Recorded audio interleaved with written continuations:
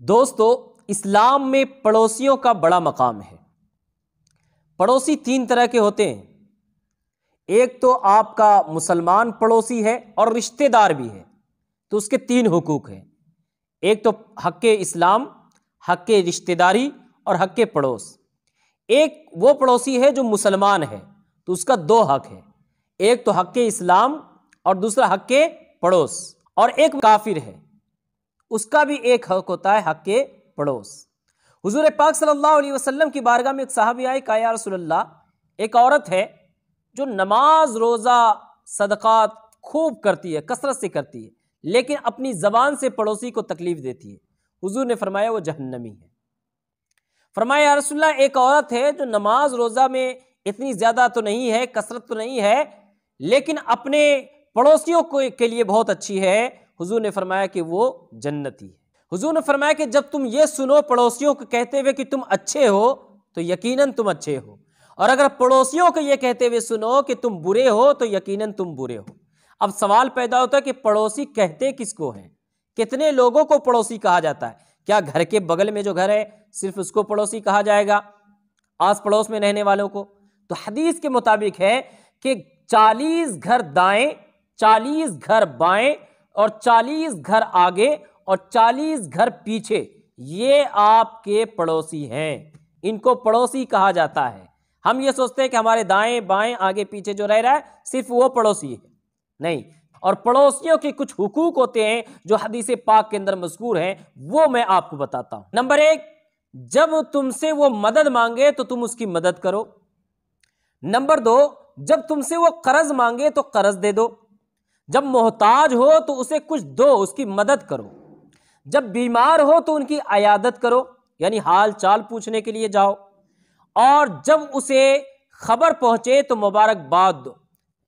जब उसे खैर पहुंचे तो मुबारकबाद दो। कोई खुशी की खबर आई, औलाद हुआ, जॉब लगी, एक अच्छे नंबर आए, उसे मुबारकबाद दो। और जब मुसीबत पहुंचे तो ताज़ियत करो। और मर जाए तो जनाजे के साथ जाओ, यानी उसकी जनाजे की नमाज अदा करो।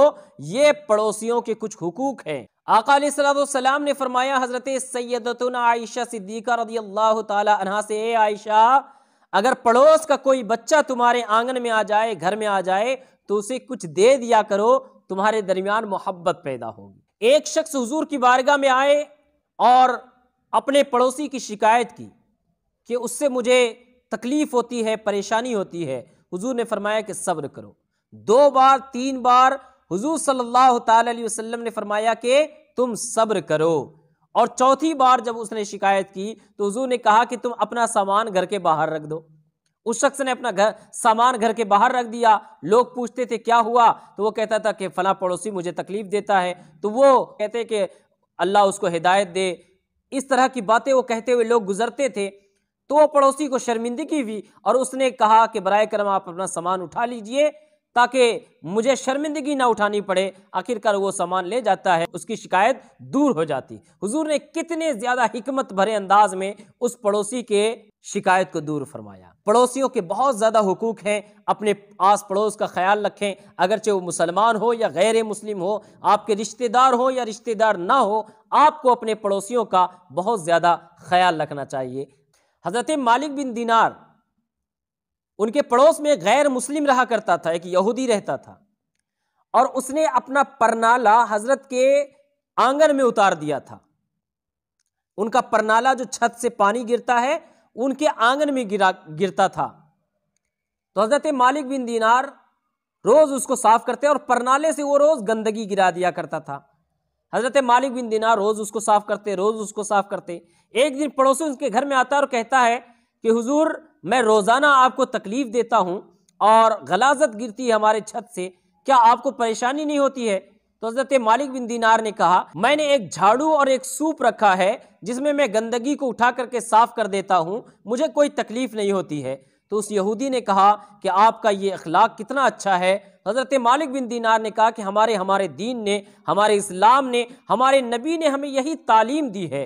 तो उस यहूदी ने कहा, अगर आपका दीन, आपके नबी इतने अच्छे हैं तो फिर मुझे भी इसी अच्छे दीन में शामिल कीजिए। उसने कलमा पढ़ा और मुसलमान हो गया। तो मेरे दोस्तों, पड़ोसियों के साथ अच्छा सलूक करने का ये हमें सिला मिलता है कि गैर मुस्लिम के दिलों में भी इस्लाम की मोहब्बत पैदा हो जाती है।